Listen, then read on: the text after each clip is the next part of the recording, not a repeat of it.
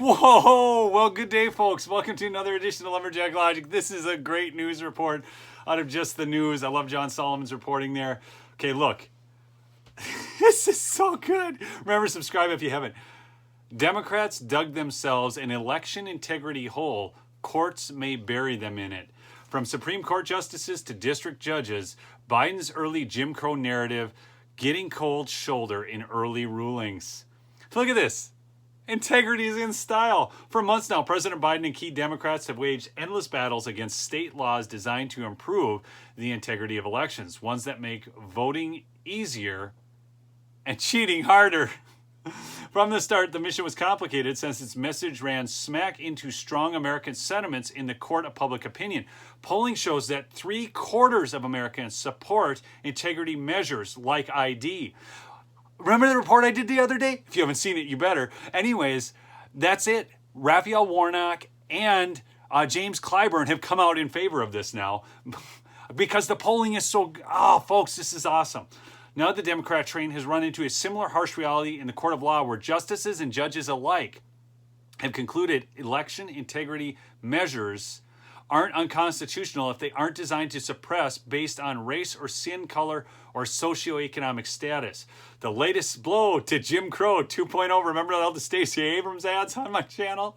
Okay, was delivered Wednesday when a federal judge refused to issue a preliminary injunction blocking Georgia's new law.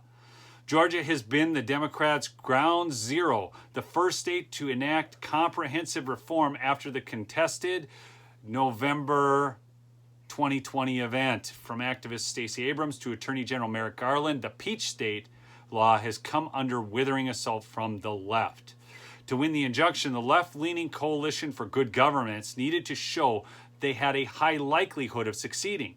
But U.S. District Judge J.P. Bull batted down their main constitutional argument. The court is not persuaded by plaintiff's argument for a bright line exception to Purcell because they have alleged First Amendment harm. Plaintiffs have not provided authority, nor is the court aware of any that would support this interpretation of the law. Bully ruled in an 11-page ruling. The judge also concluded he was disinclined to change the law in the ninth inning. Sounds like they don't have standing. It may be moot. Anyways, when Georgia has runoff elections for seats in the Georgia State House planned for later this month, the risk of disrupting the administration of an ongoing event outweigh the alleged harm to plaintiffs at this time, he noted. Georgia officials, including Brad Raffensvegen, rejoiced at the ruling and called it a harbinger of things to come because, you know, he was not for it before he was for it, before he was against it. And anyways, you know the story. Anyways, this is just another line of frivolous lawsuits against Georgia's law based on misinformation and lies, Raffensvegen told Just the News. We will continue to meet them and beat them in court.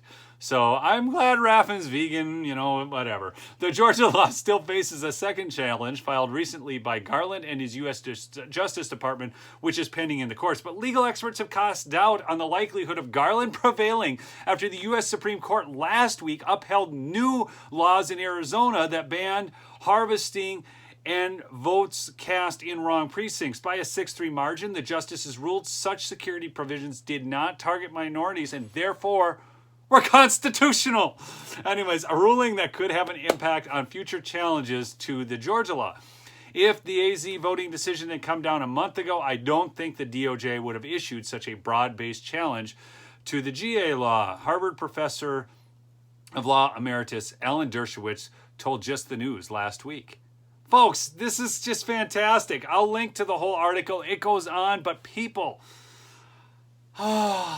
It's so good to get some wins. Anyways, I love y'all. Remember, subscribe.